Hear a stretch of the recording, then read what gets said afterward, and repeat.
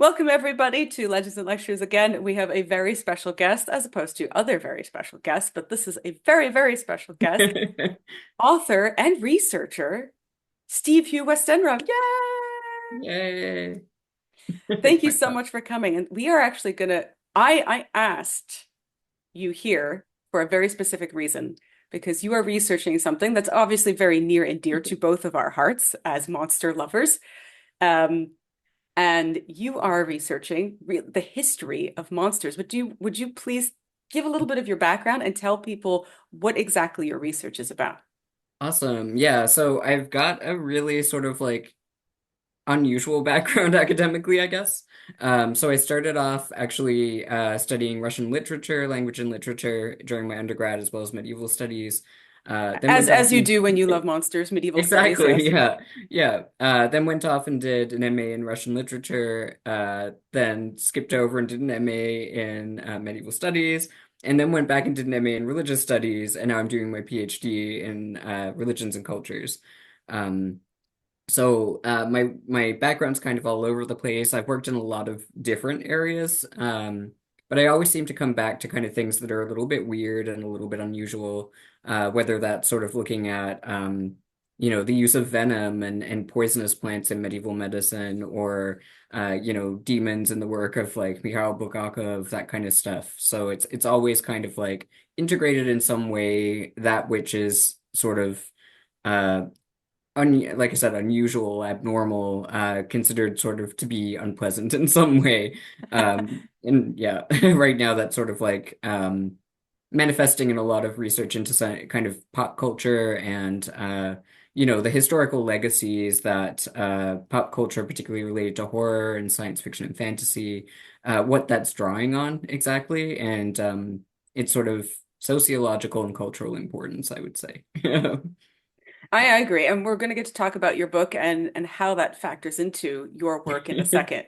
But let's get ourselves settled and let's ask the main question, which is what defines a monster? All right. So, I am not a big fan of rigid definitions, and my supervisor kind of is in a big way. And so initially there was this sort of like moment of like, us not quite agreeing on whether that should happen, like I should try and define the monster, that kind of thing. I was like, oh, cluster definitions, and I always start out my lectures on monsters with like a cluster definition, something like that.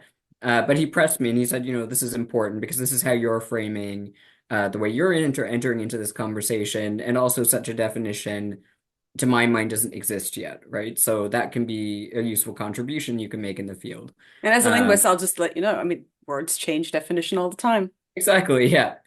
So I do actually have a definition, which I'm quite pleased by, and it has a lot baked into it that I'll try to explain. But essentially, monsters are embodiments of perceived difference or aberrance that threaten to sort of enter into and disrupt, normative society or the normative state of being, whatever that might It's be. a great definition. Yeah, thank you. I worked hard on it during my comp studying. Um, so the key part for me that I really wanted to make sure was in there. Actually, maybe I'll ask you a question. What do you think that part is, the key part, maybe? Or Well, if we're thinking about the definition of monster, so monster comes from the Latin monstrum, yes. which means either a warning or a divine omen, again, depending on or a portent, something like that. Um, and figuratively, it would be a repulsive, Right. or something dreadful, things that we would think of. Now, that definition changes for everybody because, as you well know, I love things like werewolves and I love things like orcs, and to me, those are not repulsive things. Yeah. I watched Lord of the Rings and watched all the Uruk-hai and had a bit of an awakening there, going, "Oh, I think I like this." The monster boyfriend. Oh, I'm always in for monster boyfriends, and as many people, especially nowadays, are. So, I mean, it really is just a base definition comes from the Latin monere, and which is just to ward. That's it, to warn Yeah, people of yeah. something. And then if we think about how that word gets reinterpreted as words like demonstrate, right? Yes. Yeah. Remonstrance. So are Yeah. those words, demonstrate and remonstrance, are those words, do those things mean something dreadful or a bad portent? No. So or even it, but it also manifests in the word muster, right? Yeah. So I can't tell. For me, especially growing up, I loved monsters. Even Yeah. my dad showed me Jaws when I was 5.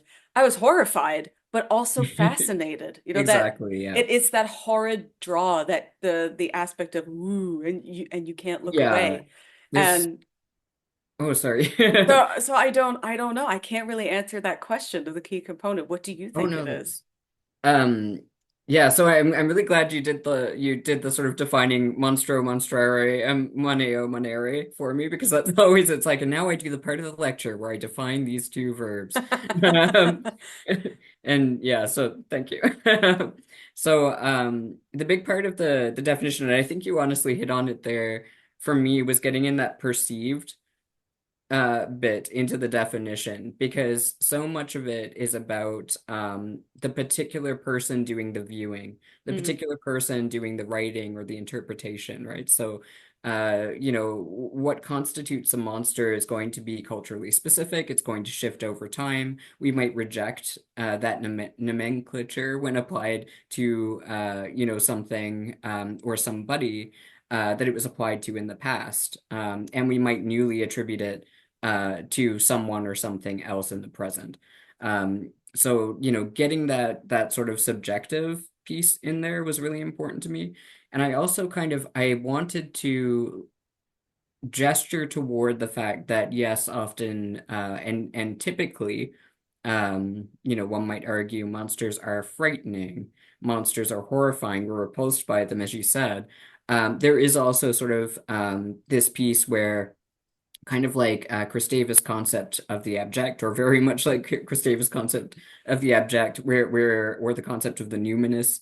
We're attracted to that which also repulses. We're attracted to that which also frightens. And so I wanted my definition to be inclusive of that, or at the very least, not exclusive of it, if that makes sense. Yeah, that's perfect because if we think of horror films, right, and how many monster films there are, Yeah. and monster genres, and or even people who sympathize with characters like Godzilla when they're going up against Oh Mecha yeah. Godzilla or something like that. Now, would you consider something like a dinosaur to be a monster?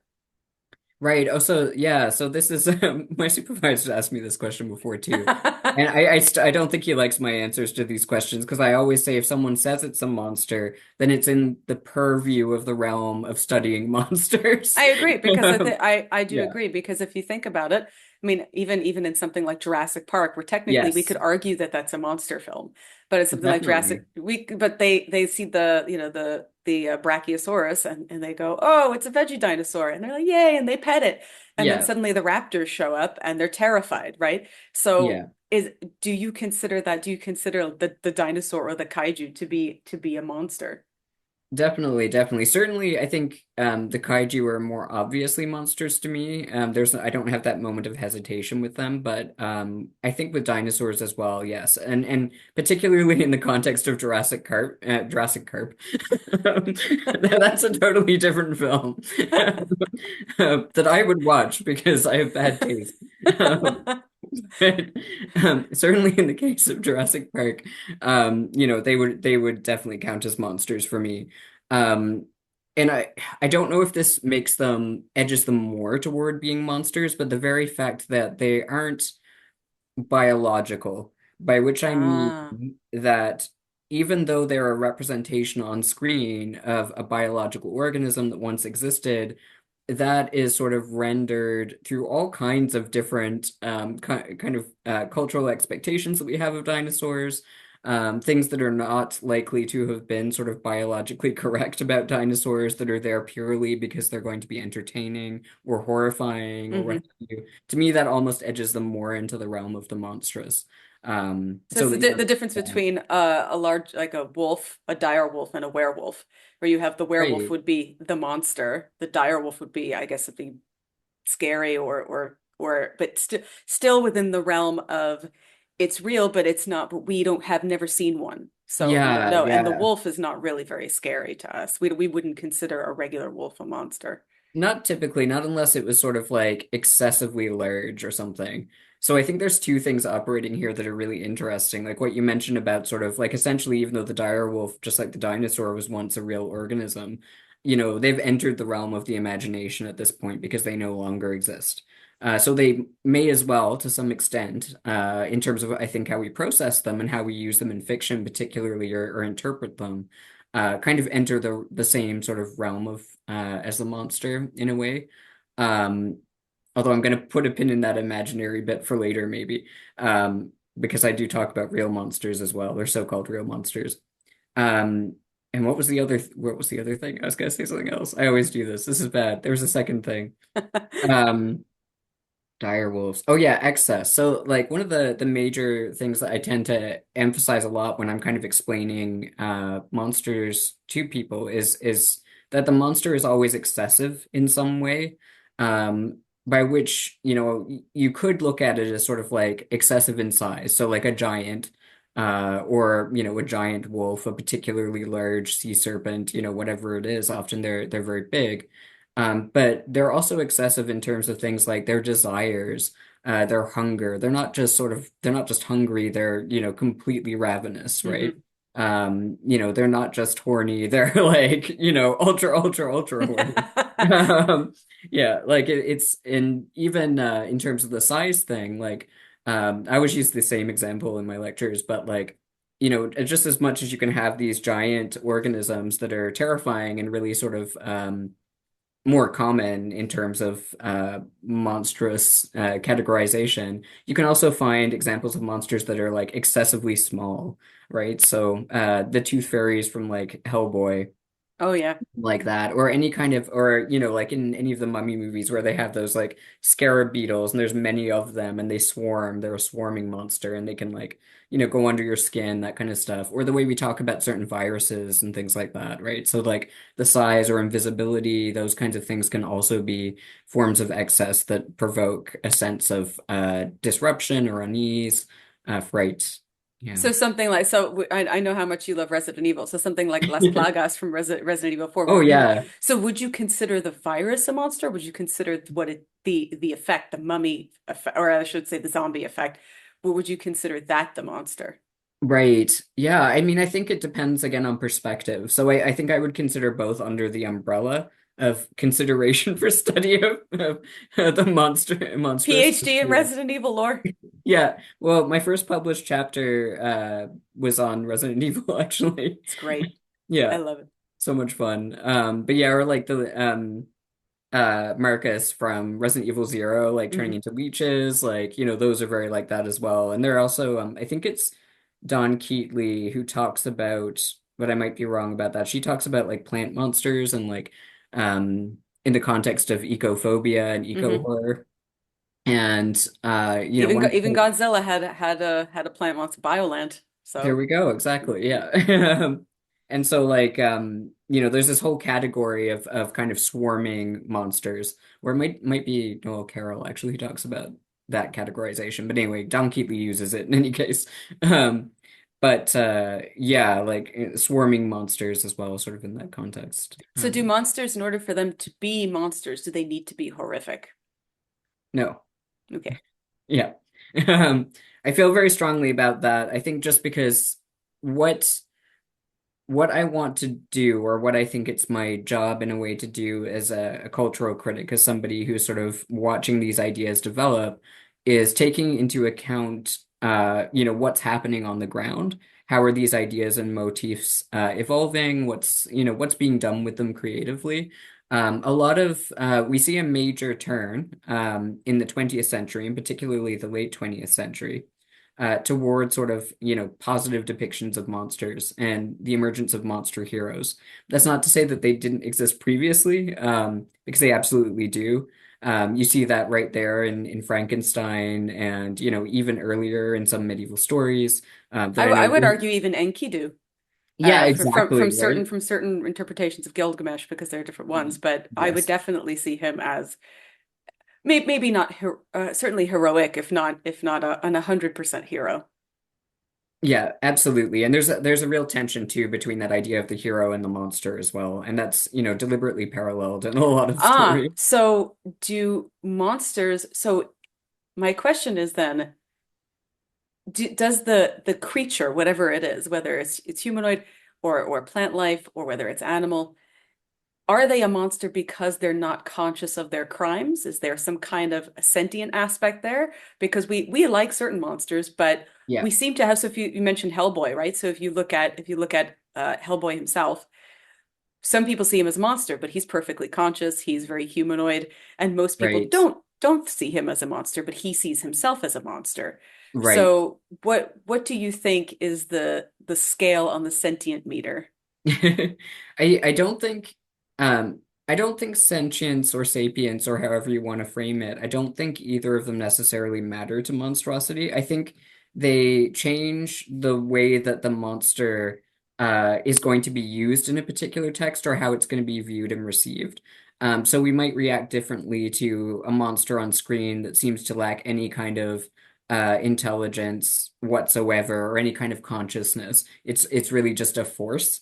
Mhm. Um, and I think often when sort of a disease or something like that is portrayed in that way, maybe that's a good example of it. Or some, but certainly not all zombie movies, for example, like which again sort of enter that realm of like, virology and the and disease and that sort of thing. Um, but I think, you look at the history of sort of the depiction of monsters on page and screen, and many of them are aware of what they're doing. Some of them may sort of commit what are sort of presented as crimes, or commit horrific acts and regret them. Others may revel in them, and still others don't sort of necessarily commit any crimes at all, but are perceived as monstrous by the society that surrounds them. And Mhm. that's where that, again, perception piece is kind of really key. So in a lot of contemporary, like the work that I'm kind of looking at, where you get sort of like marginalized people, whether that's queer people, people of color, disabled authors and creators who are sort of taking monsters who previously were used to demonize them, identifying with those monsters, and then sort of presenting them as heroes in these new texts that they've created. Um, yeah, they're doing this. It's often not the characters or the audience who perceive those characters as monsters, it's the other characters within the story. And we're meant to, on some level, recognize that that's unjust, that we ought to be rooting instead for this monster character to succeed here. Like The Shape of Water is a really great example, right? Yeah, Yeah, or even of just Hunchback of sexy Notre fish man. Dame. Yeah. I'm Oh I'm yeah, I'm exactly, I'm in exactly. for Sexy Fish Man, but yeah, definitely Yeah. definitely based if you think of something like Quasimodo, we would see him as he's human. That Yeah. then that is the whole point. And then obviously maybe not in the Disney film, but in the book in the original film, at the end he never gets that he is a good-hearted person who wants to help people, and then never gets his justice because he still feels that there is some monstrous element in himself that he is very ashamed or has taught to be ashamed of. Exactly, Yeah. exactly. And it's purely based on the physical, right, too, which we've to some degree at least attempted to reject that sort of labeling of monstrosity or that pushing of sort of the label of monstrosity onto people who are physically, different in some way, right? So we've Interesting seen that you mentioned that because if we talk about Greek monsters, yeah. right? If you think about things like Medusa or the Minotaur or a Hmm. centaur or something like that, they're half something or they have Yeah. something that is just about their physicality, especially when you think of a monster like Medusa now being reclaimed as Yeah. maybe she's sort of the hero in her tale. But when we go back to antiquity, what are some of the earliest monsters that we have and what are their representations? Right. So I mean the really big ones, both physically, literally, and just in terms of their influence are these kinds of cosmogonic chaos monsters that you find. So you brought up Gilgamesh, for example, and that's one such story. But you can look at because I know you're a biblical scholar, you can look at Leviathan and Behemoth as well, two of my personal favorites, which may possibly very, very likely depend on sort of earlier antecedents from like Egyptian myth and belief, right? And other Near Eastern sort of religious traditions and textual traditions. So the idea often that, for anyone unfamiliar, this narrative, or similar narratives kind of recurs, especially in this region, um, with very similar kinds of motifs and imagery kind of coming up over and over again. Mm, Often there's like some kind of cosmic serpent that's representative on some level of sort of simultaneously chaos and fecundity, so fertility. This sort of monster or creature is usually female, but sometimes is some kind of hybrid, sort of representing both genders, needs to be slain in order for sort of the rest of creation to kind of successfully propagate itself, essentially. So a lot of sort of creation stories, which is what a cosmogony is, the beginning of the world, involve sort of the slaying of monsters. There's a kind of sense, and actually in the context of like the medieval world, slightly different realm. Jeffrey Jerome Cohen does some great work on giants as sort of like foundational mythic creatures, particularly in the context of Britain. So yep. it's not just these serpents, but yeah, yeah. Yeah, I know you know all about this stuff, so it's like, yeah. No, it's great because people don't know. I mean, people. I joked with Mark Marcus, who's always here, say that and even when David Perry was here, I said there are a couple of people that I would love to, if I could just slip my finger off and send it back through time to poke people in the eye, it would be Geoffrey of Monmouth because he's the one who said that Stonehenge was made by a giant and Merlin with a wand, and I Yeah. just love to send my finger back and go, no, stop it, no. But why is he saying that? Why is he said why are giants such a big thing? Important. Yeah, Yeah, exactly. yeah, Yeah. to his sort of national identity. And I think that's the crucial piece here too, of like all of these cosmogonies too. It's the formation of a national identity. So they're describing the creation of the world, but often what it is it's a sort of like macrocosmic representation of the microcosm of that particular community. So, as much as they're very, very similar, then they start to differentiate more as kind of the stories become more complex. So you get certain details forbidding particular actions or saying, wear this, don't wear that. We don't want to wear that color hat because that's what, Greg over there does. And no one wants to be like Greg. No So one wants to be Greg, right? exactly. Also, these a lot of these early myths, a lot of these monsters represented things like natural disasters Yeah, or moral warnings, like you said. yeah, Also, I mean, reflections of humanity. absolutely. Yeah. So we think of Yeah. something like the Beast of Gévaudan, which may or may not have Yes. been something else. That was during a very big moral panic, Yeah.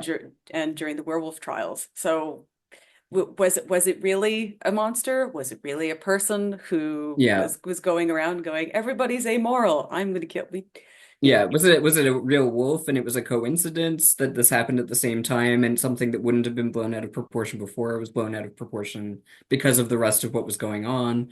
Um, yeah, like there's a lot of instances like that where you can kind of look at things historically and you want to puzzle them out, or at least like I know for me, like I think, most human beings we want answers and we look for patterns and that's what we are. We're pattern making machines.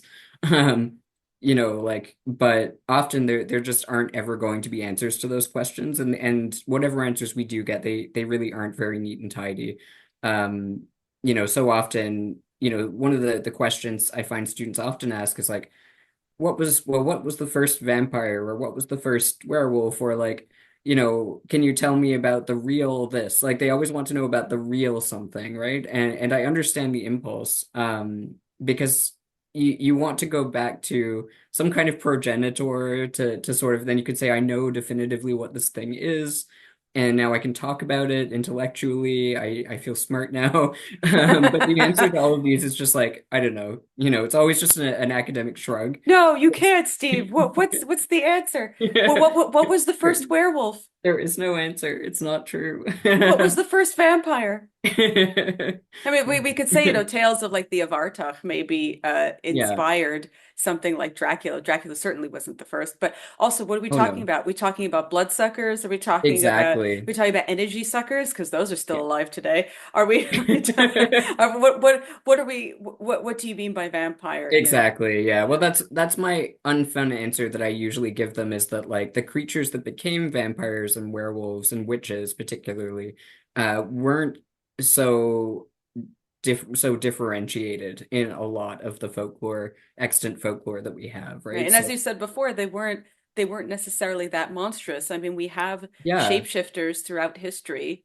that Yes. shifted. So, for example, we talked a bit about werewolves and Yeah. werewolves that in early medieval literature were always good. They were characters that were either knights or they were good heroes that were somehow wronged.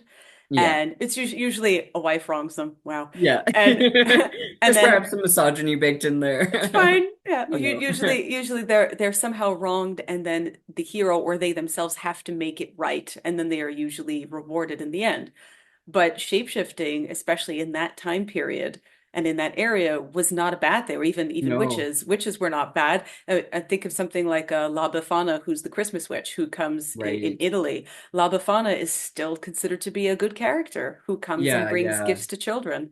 Yeah, the So. Benandante, like these kinds of Mhm. yeah. Yeah. Yeah, exactly. Yeah, Yeah. gift givers as well are always monsters. Krampus is one of my good buddies, one of my favorites. But he had, but we think of him as a personification of the devil. But how many people sit there and go, "Yay, Krampus!" They can't wait till he comes. Or even in Yeah. other parts of that region where we have, I know lots of people know Belsnickel now, or they know like Knecht Ruprecht, who's again, these are all Saint Nicholas's counterparts. And Right. even though they might be monstrous in some respect, maybe they're not bad. Yeah. They're just again a portent. They're a warning of Yeah. something happening, whether it's winter or something, anything about to happen. Yeah. Um, Absolutely. Also, when we talk about good monsters and different regions, we talked a little bit about a monster revival now and how every I guess every decade I would say goes through a different phase of monstership. And last century, obviously, we had all of our monster movies that were so popular. But now monsters in literature are really taking a really big turn. So why do you think now specifically monsters have taken on a very wholesome aspect? So, I mean, I think it's part and parcel of a lot of things. There's this brilliant book by Catherine Spooner called oh, I'm gonna forget what it's called. Um, it's called what something Millennium. It's anyway, the term that she comes up with is sort of like the monster cute. Or the she also talks about like Gothic cozy or the cozy Gothic. Hmm. And its emergence, particularly around sort of like one of her big examples is Tim Burton. She also talks about like the what are those the dolls with the large heads? Brats? Monster, yeah, they're like Bratz, That's Monster High, that's it. oh, Yeah, she Monster talks High. Oh about my Monster High goodness. dolls. Yes. Yeah. Oh, I hate Bratz so much. I find it Sorry, they're the real monsters. yes. I that whole trend from that era of toys where everything had massive eyes, like I can't handle it. I do not like it. And we don't Um, consider them to be monsters, really. no. But we But should. they are grotesque. And I do understand that whole Yes. Yeah. monster cute aspect because if Yeah. I think of things that I grew up with, like things that are now, having a, resurgence of popularity, like Beetlejuice, and like there is that gruesome aspect to it, but it's not scary. Yeah. And Yeah. I think that that's or family friendly monster entertainment Yeah. where even Godzilla nowadays Godzilla is such an icon. We don't think of Godzilla as, even though Godzilla is very scary and sometimes giant and it's going to eat you and kill you. We sit there and we can't wait for it. We're so Yeah. excited. But I I think as well, it's interesting because even though here in where we are in North America, we have this now a tradition of gothic cute or monster cute or Yeah. or cute horror or cozy horror that's really sort of swept up literature. It's the same thing in the East. I mean, Japan as Oh well yeah. has lots of Japan, Korea, China has lots of new cute monster things that are going Definitely, on. definitely. Yeah, yeah. And I think like in a way, I'd say that tradition existed there longer because you look at sort of depictions of yokai, who are often, I think, sort of like inaccurately sort of compared to sort of fairies or something like that in terms of the kind of, spread of them, the range of them at least. The range part at least is true in terms of how they appear and manifest. But yeah, like they have quite a long tradition of being sort of national icons, cultural icons that are depicted sort of as cute, at the same time as simultaneously being able to still occupy that role as sort of frightening or as a warning or as showing something. Because the other part of Monstrari is like showing something. So they're Hmm. telling us something, they're communicating something. Um, I think like a big part of why we see the rise in the monster cute and this shift in Gothic aesthetics, and the aesthetics are always very key and have always been key to the Gothic, um, is largely sort of commodification to an extent, which I'm going to say neutrally, alongside the rise of fandom, right? So it's about sort of ownership of objects, and I own my fair share of objects and movie paraphernalia and things, so this isn't a judgment. Um, For but those who are only listening and can't see, I have gargoyles on my desk along with a yeah. Yeti. Along with the Yeti, two orcs, Totoro, who I would Yeah. argue is a monster that we all love, Yeah, right? yeah, yeah, And a dragon. So yeah, perfect. Yeah. If I was with my stuff and it wasn't packed in boxes, I'd take down some of my action figures and I've got some like zombie like felt dolls that my mom bought me that are at a craft sale that are super cute. But they're also really bloody and gory too. Um, you know, um so I think part of it is sort of like it's a lot of things. It's the mainstreaming of much of this culture and these figures. It's sort of its commercialization, commodification, in terms of how the owners of various properties are now sort of making money off those properties, which is through things like toys, that kind of stuff. So there's a lot of reasons why it's happening. Um, the cozy part in particular, like what's happening right now, I would say is kind of just a subset of what we see happening in other genres. So we've seen cozy as a genre in fantasy and sci-fi really exploding at the same time. So it's kind of just sort of, you know, I'm not saying spread like a disease, but spread as in it's spread out across many different genres at the moment. So it's not something that's necessarily particular to horror or monsters, so much as that it's something that's happening generally across a lot of genre media in particular. Yeah. we talked a lot about monsters being reclaimed, right? So, for example, in history, we talked a little bit about the werewolf trials and then the witch trials, and Yeah. now those monstrous aspects of things are being reclaimed. People are Yeah. now very proudly witches. People Oh yeah. are very proudly monster lovers. We're Can you? furries. Yeah. I Yes. maintain I maintain that a lot of like, early werewolf times were probably like medieval and ancient furries. I just like every time like anyway, yeah. I just like I feel like that's I mean, probably I've read Beast Clever and all. You're not wrong. like Sorry. people who probably existed who had those feelings before is sort of my thought there, but anyway. Hashtag Sir Merrick was a furry. That's true. So can you talk a little bit about the that monsters being reclaimed nowadays for specific communities and why that's happening? Yeah, so again, I think a lot of it is sort of it's not one thing, it's a gradual shift that we see in the 20th century. Like, we start to be suspicious of these narratives in which sort of, you know, particular groups of people are cast as monstrous, typically because of the way they look, something like that. Um, Although the reality of whether or not that's changed is a bit more complex. Um, but there is a general shift towards skepticism. Some of that's reactionary. So some of we see it in going way back.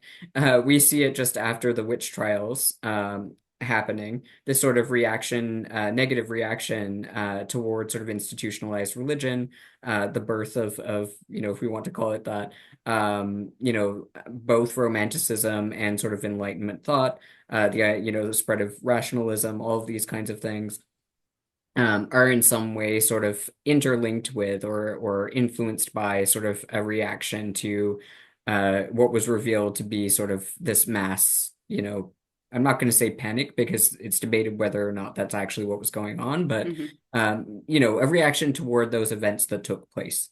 And then a turning toward sort of thinking about individual freedom, ideas of individuality at all, and self-expression in the imagination, these kinds of things. In a similar way, in the sort of early to mid 90s, you see people reacting to the Satanic Panic. It's just so funny to think of like D&D as this satanic panic. Yeah, just reading chick tracks and like all of that, like, yeah. I remember even, I mean, when I was younger, when I was in my teens, as I've told you before, like the craft, we all watched The Craft and we all watched The Crow, and none of us got out of there straight. But Yeah, no. but we had that, or even X-Men, and being in love with Hank McCoy, Yeah, or yeah, watching Gargoyles for the first time and realizing that I had such a crush on Goliath.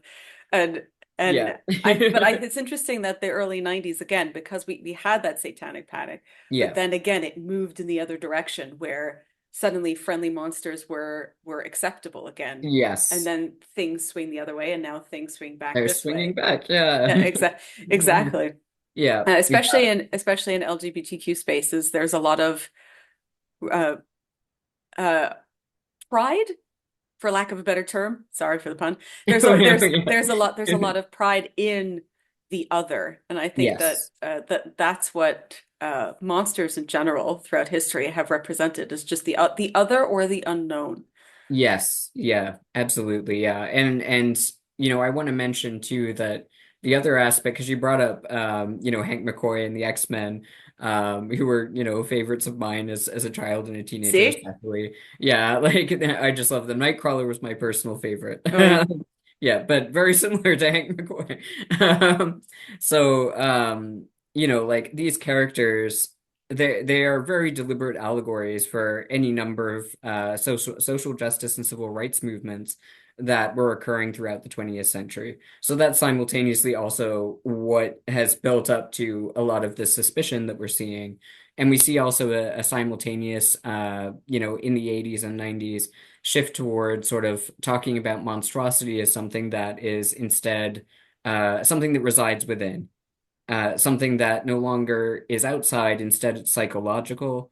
Instead, it's sort of a scientific thing that then we can sort of suspect people of instead, and we start sort of moving more toward this idea of the real. It's become a cliche itself that I make fun of all the time, but the real monsters were us all along. The real monsters were the human beings all along. Is the message of so many Yep. different 20th So century it's and like 21st Geralt in century the beginning of monsters. Witcher 3, where he goes, "What are you doing? Killing monsters?" And then he goes to kill that Yeah, guy who's hurting yeah, that woman. Yeah, exactly. yeah. And it's not that there's not a value in that sort of reflection, but it has kind of become a cliche in its own right as well.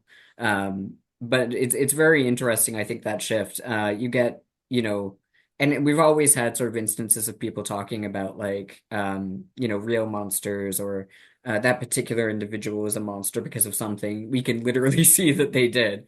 But the thing that always, in terms of those conversations, and I mentioned that I was going to go back to sort of that idea of, are monsters real, and what constitutes a real monster? Like you look at figures like Jeffrey Dahmer or John Wayne Gacy or like, Hitler or like Margaret Thatcher or like any of these people. Yeah. Yeah, Donald Trump, all of these people that we might apply that term to because of things they've done or want to do or ideas that they hold within themselves. Um, what's expressed in calling them monsters is that quality of excess again. Whatever they've done, they've kind of gone beyond. They've gone too far. They've done something that is excessive. And then alongside that, they've also pushed themselves into a moral space that we consider to be anathema to the human. And once a human being or somebody formerly known, the artist, the criminal formerly known as a human being, has pushed themselves outside of that realm, and they've entered sort of the realm of the monstrous at that point for us culturally in a lot of ways. Um, Now, personally, regardless of how horrible the thing the person has done is, I consider that to be deeply troubling for two reasons. On the one hand, because historically we can see that exactly that, justification has been used to treat people inhumanely. If Hmm. somebody is not human, you don't have to treat them humanely. And that can justify slavery, that can justify genocide, that can justify abuse, it can justify any number of things. On the other hand, sort of saying that person is no longer a human being because what they've done is so bad and so horrific, we're saying that human beings aren't capable of those things. And I actually think we lose a piece of our self-reflection when we say that. I think it's critical that we sort of say, no, clearly we are capable of those because that is a human being. That's, a Homo sapiensing away over there in one of the bad ways. Of doing that, whatever that looks like as a verb. We don't want to be doing that. But that's more of my opinion rather than a sort of like it's It's just still academic, but it's interesting because I wouldn't consider, but because I love monsters, yeah, I wouldn't when I think of, let's say, like the abominable snowman, or think of yeah, Yeti, or even something like Nessie, right? right. I wouldn't I think of those things as things that I want to go see or I want to go Yes. find, even though my brain knows they're not real. Yeah. I am attracted to those things and go, Oh ooh, yeah. cute, I want to feed it bread. Yeah. Whereas when you attribute that phrase to a person, my brain goes, well, that I like monsters, so therefore I don't they are somehow worse than a monster. Right, Than, yeah, right. because I like monsters, so I don't want to equate something I like with them. Yeah.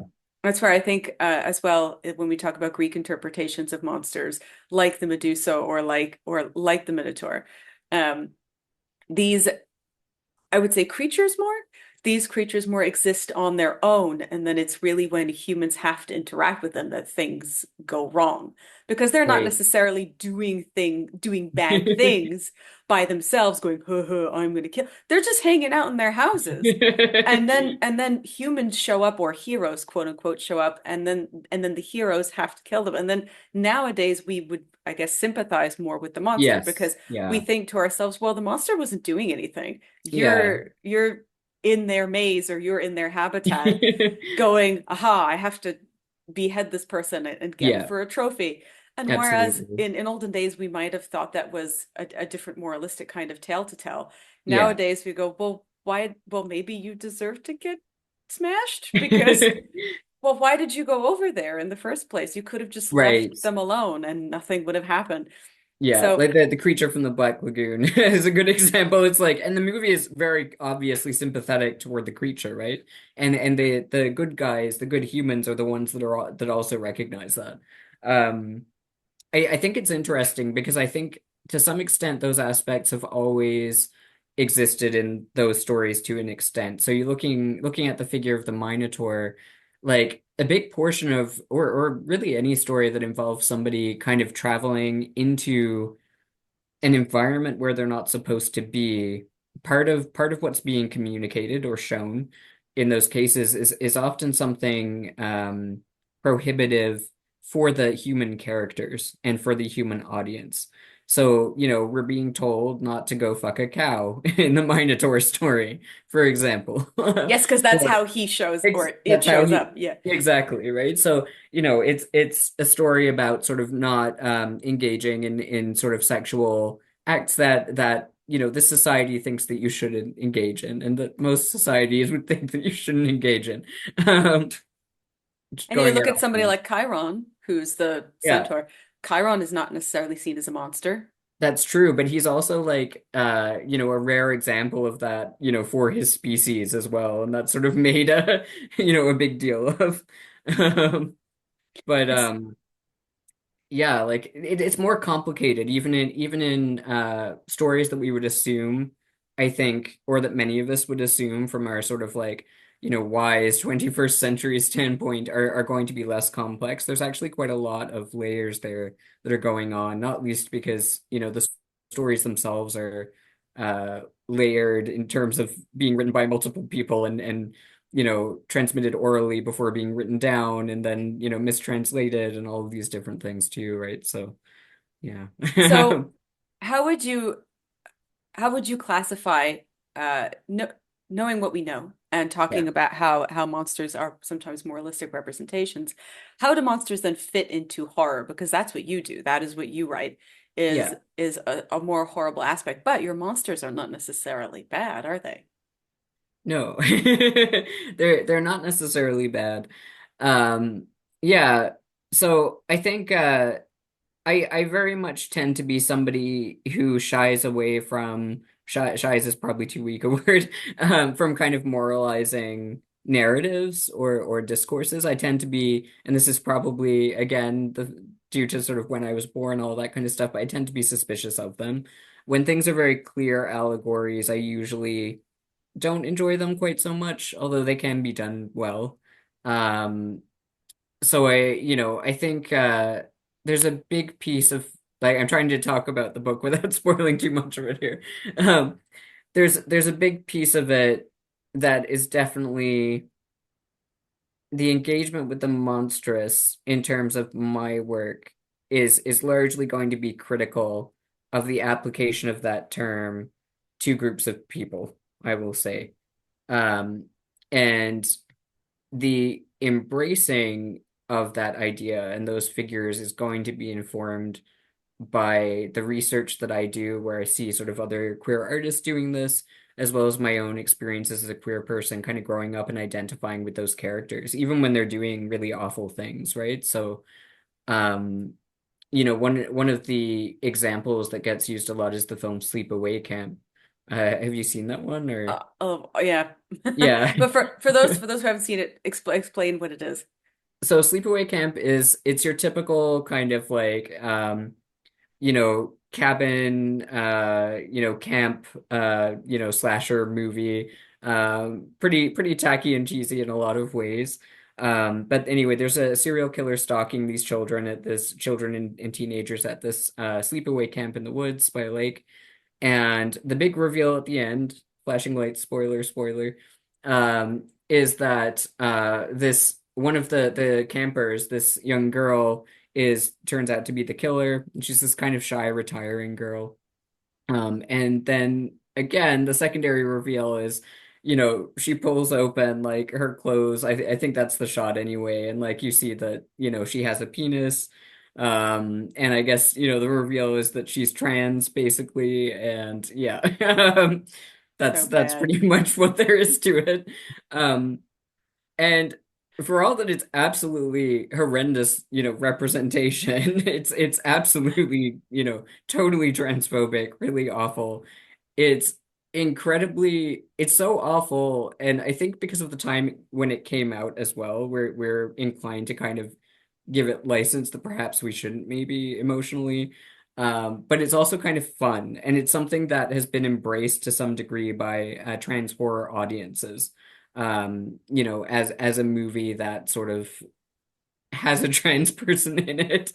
Um, but there's all kinds of different readings like that people have done to intentionally intrude upon, like do what would be called intruding upon the text and rereading that film in terms of like trans rage or trans anger, as this character is perhaps being a character that can be redeemed or rescued somehow, not through sort of like, you know, making her all cutesy or anything like that, but saying, no, she, stab those people, stab those motherfuckers.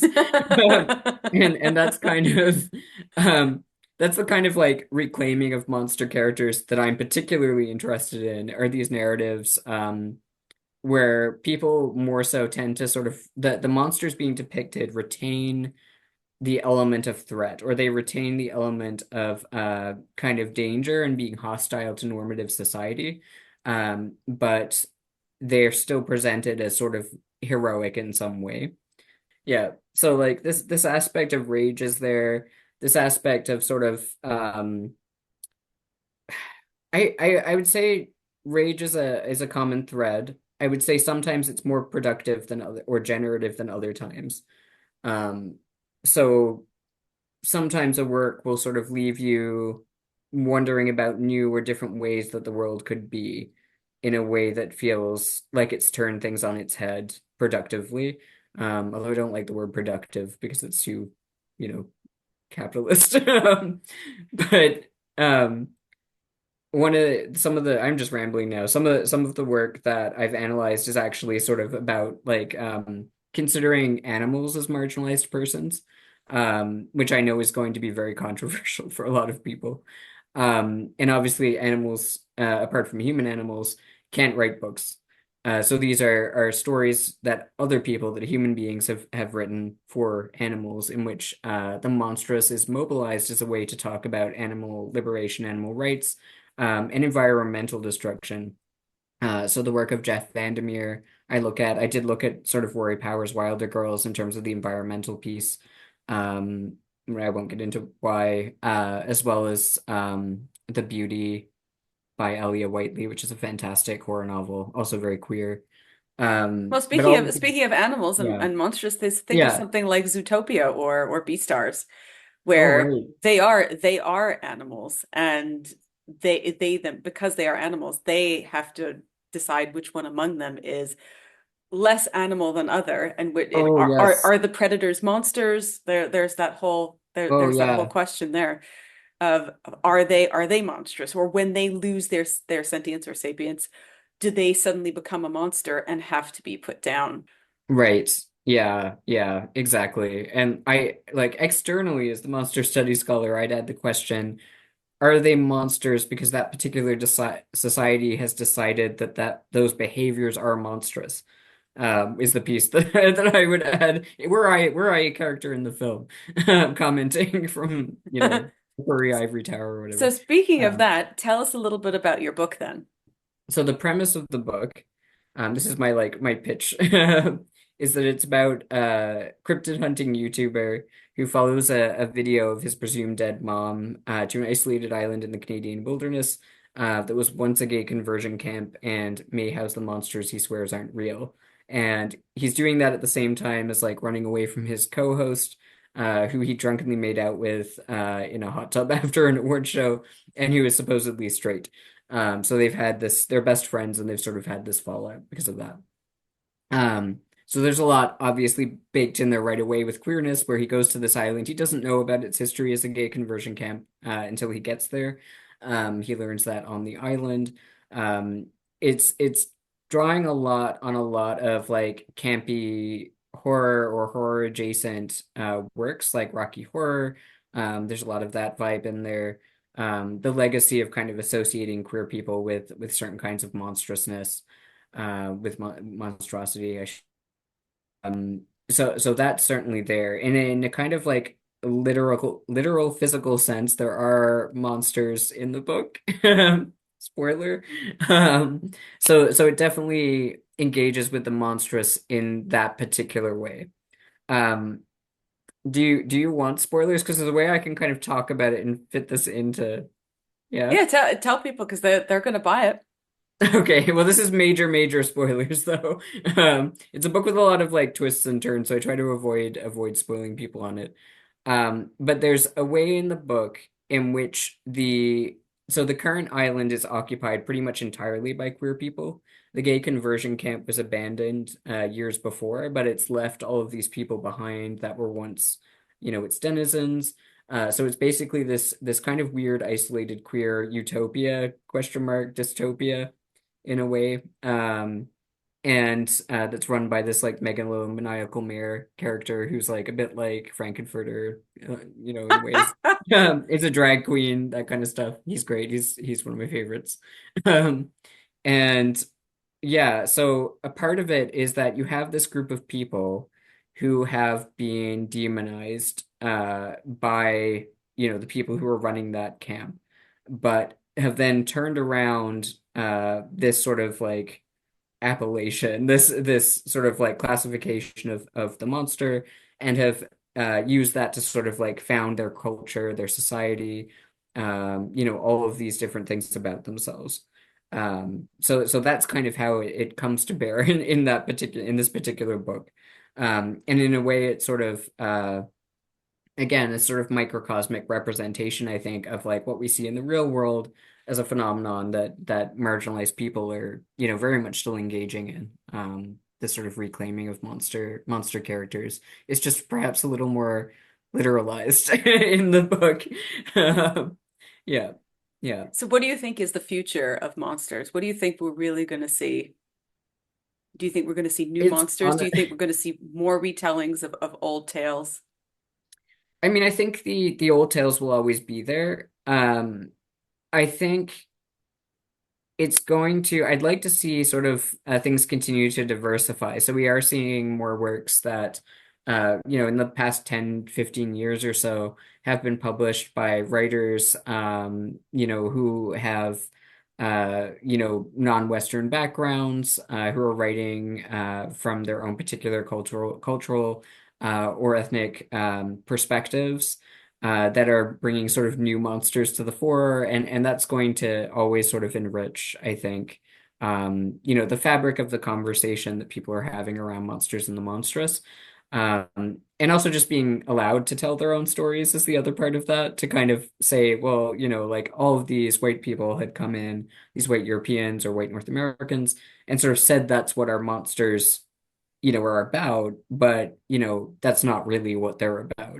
Yeah, we Um, make this distinction a lot between dragons because oftentimes when we think of dragons, we think yeah. of Smaug or something like that. And those dragons, really, I mean, those come from two different places. One is from the Norse mythology, and the other is from biblical mythology. Yeah, Whereas dragons or Ryu, at least in Japanese, are not like that at all, and they're right. completely different.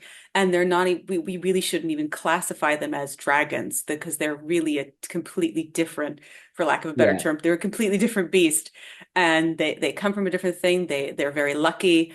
They usually are in the air. They usually come from water, and they have a completely different subset of tropes and things that are associated with them. And so yeah. we like us just saying dragons completely erases the The other. particularity, the Yeah. cultural specificity of them for sure. Yeah, Yeah, exactly. That's the yeah. So, same thing with werewolves. I mean, oh yeah, they can, or even now, if we think about something, let's say like orcs, right? So we yeah, Tolkien orcs. I mean, orcs are old. They're even older than Beowulf. They probably go back to Orcus. And unfortunately, when we think of orcs, we think of, big green dumb guys, yeah, but that's not necessarily how they started out. They started out yes, as demons in an underworld, and yeah, really it's now our idea of things like Tolkien or Warhammer or Warcraft that have changed, that have made them very very fun and very interesting, but they didn't start that way. Again, the same thing. It's a cultural difference. It's a cultural divide. yeah, yeah. That temporal cultural divide is interesting as well because we always sort of we can't help but read, ancient texts or medieval texts from the perspective that we have. Like we're never Hmm. going to be able to escape that. But we can try as best we can to sort of disentangle our kind of modern viewpoint from, the way that we're reading something and remind ourselves, okay, but they didn't have this particular term or idea, and maybe the way that they thought about this was totally different, radically different from the way that we do.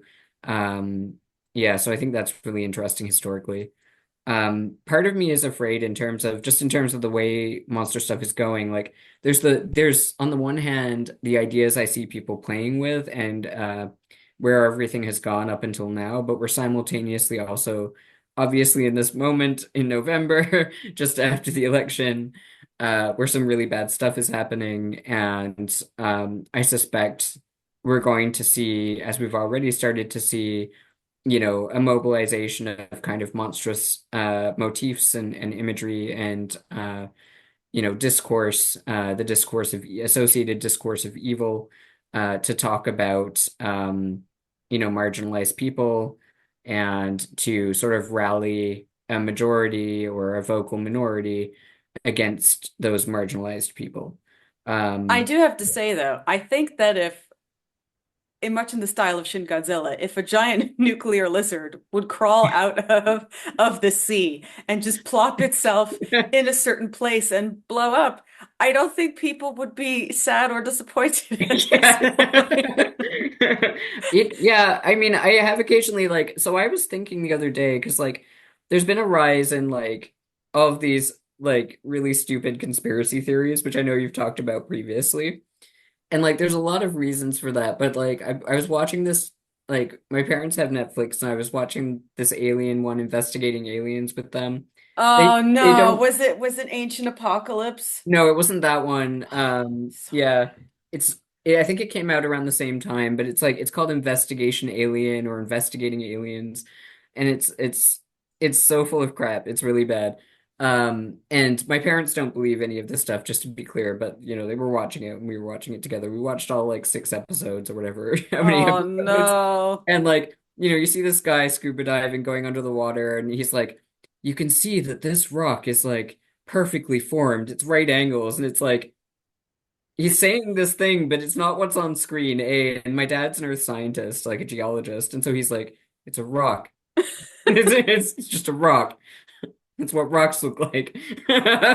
And just like, you know, and like it's just like so just nonsensical the whole thing. Like they didn't consult any experts. They are like we have to take this seriously and be skeptical. But the only times they're actually skeptical is when they're like interviewing this guy who like literally is like, no, this was a hoax. I did this. Like I made this, and they were like, we have to grill him on like this, you know, the supposed Is he hoaxer. sure? I don't think Yes, he's sure. it's like oh my God, and they determined that he's not telling the truth or whatever.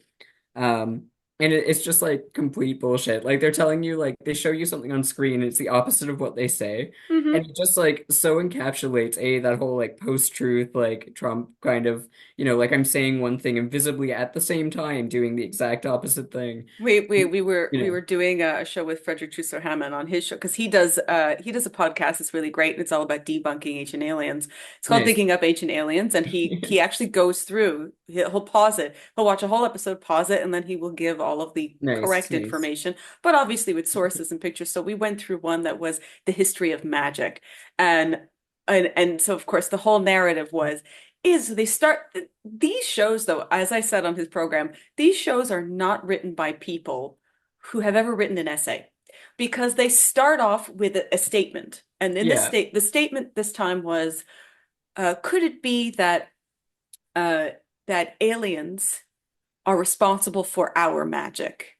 And I'm going, but we don't have like you're magic. presuming several things here that like you know, Right. So that so they talk about magic tricks and how like magic yeah, tricks are fine, but then they go back to Egypt and they go, "Oh no, that was alien magic in the Bible." And you're going, "You just said that magic tricks were fine, and we know that ancient Egypt they had there's magicians magic tricks as who were well. doing magic tricks in, royal court. Yeah, So why is that aliens, but ours is not aliens?"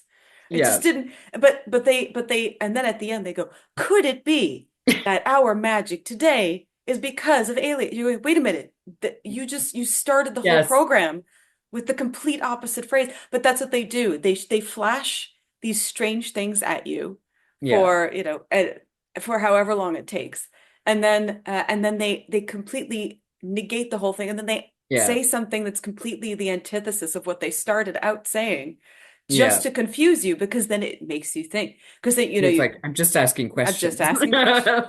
Yeah, I It's like taking our monster stories and or or whatever it is and saying, aha, but this really Godzilla, but yeah, Godzilla wasn't a monster. Godzilla was really an ancient god who came from the planet Neptune and came yes. to, They're trying to cover it up. It's I think the thing that's really funny that stuck out to me in this program and is sticking out to me now with the story as well is just how consistently, you know, there's this feeling of anything that was written down in the past or anything that was, you know, in the past, you know, whatever, especially if it's fiction or if it's mythologized or if hmm it's like bizarre, we're just assuming that's true. We're just going to take it literally, everything. And we're going to assume everyone else always read this literally. Um, everything that, is written down now, even if it's nonfiction, even if it has like scientific backing and, all of this research behind it, we're going to assume that's fake. And there's like no reason given for this. This is just this is the base presumption and positionality of all of these things.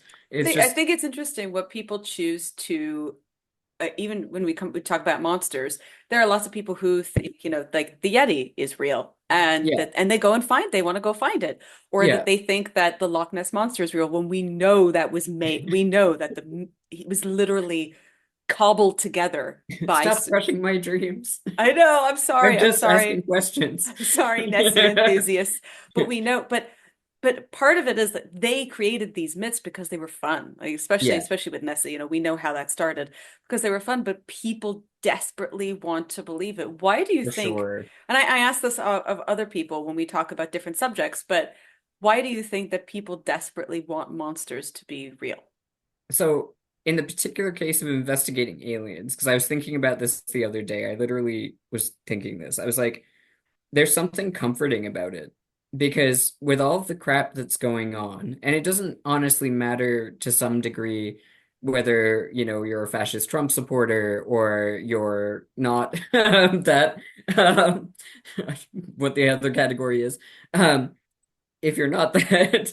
Um, but there's something comforting in the idea that there's this other problem that's so much bigger, right? Because if this were true, um, it's either going to be this miraculous, salvific, childhood's end-esque solution to all our problems, where the aliens know what's right and they're guiding us secretly, and everything's going to be okay, however you define okay, because it's going to be different for the fascist Trump supporters.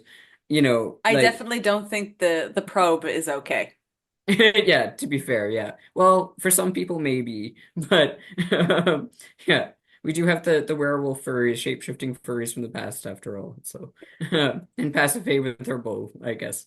And Um, I guess if you consider aliens to be monsters as well. I mean, I would yeah, say so again because they are that unknown yeah, other, yeah, but there are definitely, some people definitely. who think UFOs are definitely in a different category as other monsters. Yes. Yeah. The other thing is that with aliens, or honestly any like, major supernatural force or revelation kind of entering into our world or reality or turning out to be true, it's something to rally around, and that's what Hollywood has told us for years is like, the world's nations will rally if something like this happens, the world's nations will rally together against this more this emergent threat, right? Yeah, like Independence Day. Yeah. Exactly. That's exactly what I was thinking about, Yeah. right? So, those kinds of narratives. Now, of course, they're also a massive distraction, is the other thing. Like it wasn't so long ago that, they held those UFO briefings and, like everyone at the time, or most people at the time were like, well, Trump is obviously doing this to distract from, you know, his But I existence, want to know about the COVID. aliens. You want to know about the aliens, about investigating aliens? Well, Or when he's busy trying to distract people oh yeah, yeah. with alien stuff, you just go, "Ooh, alien stuff." Yes, exactly. It's like it works. It works. Yeah. If you had told me actually werewolves are real and we have scientific evidence of shapeshifters, I would not care about anything else at that Yeah, moment. yeah. I Well, really it wouldn't. would that's the thing. It would be so it changes the way that you view the world. So like even if we discovered that, Bigfoot was real or something like that, which He is is real. I'm sorry. You took Nessie from me, I'll take Bigfoot. Um but like any of these things, like, discovering that Nessie or Bigfoot were real would honestly be, I think, less gargantuan than aliens being real, existentially speaking. But I think it would still sort of shift the way that we think about the world, and there's something attractive about that. It adds a new dimension to it. Like, the other piece of kind of monster history is this aspect of fascination, of entertainment. Those monsters painted on maps weren't just sort of there to warn people away from going to certain areas. They were also there for the entertainment of those who would see them visually. as well as sort of a promise that there's weird and wonderful things out there that we don't know about. We're a curious species. We like to learn things. Sometimes we like to learn things so much that we make up things in order to learn them, like in these programs. It's attractive. Again, the pattern making machine bit, right? Like we're hungry for that stuff. I I think can't put it especially here, on but cue that. the X-Files music. Exactly. Yes. Yeah, exactly. There's a reason those shows are so entertaining though. And like, I read a lot of that stuff, like, sci-fi fantasy or well, sci-fi mostly that has to do with those kinds of themes. And obviously I've written this book about cryptid hunters. Um, yeah. So it's entertaining, it captures the imagination. It does sort of turn our minds toward thinking about the world in different ways. And were it to turn out to be true, it would be do that even more deeply, I think. Um, Do you think cryptids are monsters? yeah, yeah, I would say so. I think now, obviously there are cases where things that today would be called cryptids have turned out to be biological organisms. So that Hmm. question arises, do they persist as monsters then? I think the answer is sometimes. Like with giant squid and creatures, giant octopuses that we see so rarely, right? That like um they're still quite mythologized, I think, in a way. Not that monsters have to be mythologized, or maybe they do. That's a question. Because even the real monsters, like it's the idea of the person. It's, like we can talk about the idea and the legacy and the mythologization of like John Wayne Gacy, not just the actual person John Wayne Gacy, right? So maybe that is an important piece actually, is this mythologization. There's a sense that the thing is bigger than itself. There's a discourse of John Wayne Gacy. It's not just, guy who was born on X date doing whatever. Yeah. I think so, especially if you, I mean, we talk a lot about King Arthur and medieval things here, but if you think about what we know about King Arthur, it's everything that we know was either made up by, Chrétien de Troyes, Robert de Boron, Yeah. Wace, etc., all of those things that if you look in the once original mention of Arthur, it's like he fought in the Battle of Badon. That's Yeah. it. And Yeah. was not a king, but probably just a military leader. That's it. Yeah. So Yeah. that the Yeah. legend becomes a legend because it's more than itself. And Yeah. I think that the more we add on to monsters, I think the better. But I think people also get very hung up about, like you said, having their original monster in its original form. Yes. But I agree with you, and I don't think that's possible because No. no, even in, let's say, like the origin, the Greek myths, as they built over the years upon their myths, their original cosmology then shifted over to, okay, now here are these gods, and then again, okay, now here are these demigods, Yeah. and how do we define which one of these are now human, which ones are monsters, et cetera, et cetera? How do you say that when we talked before about the centaur versus the minotaur, Yeah. the minotaur is a victim, really, Yeah.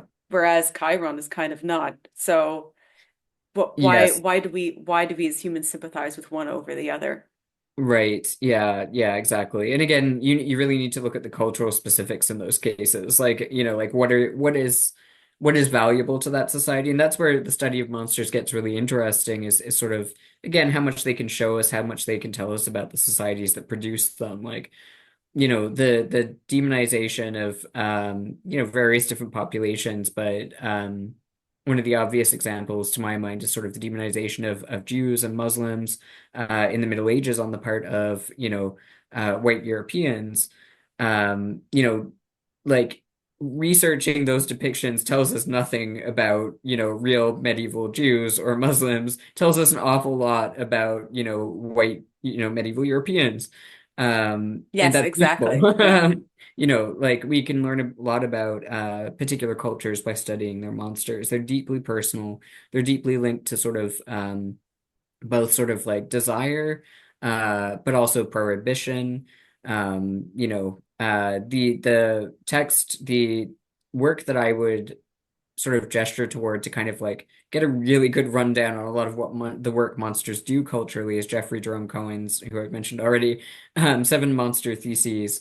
which is kind of the seminal work in the field, really, is that where he kind of breaks down these seven characteristics, broadly speaking, of monsters that we can map, like, you know, pan-historically almost, which is not usually something we like to do, but in this case works actually very well.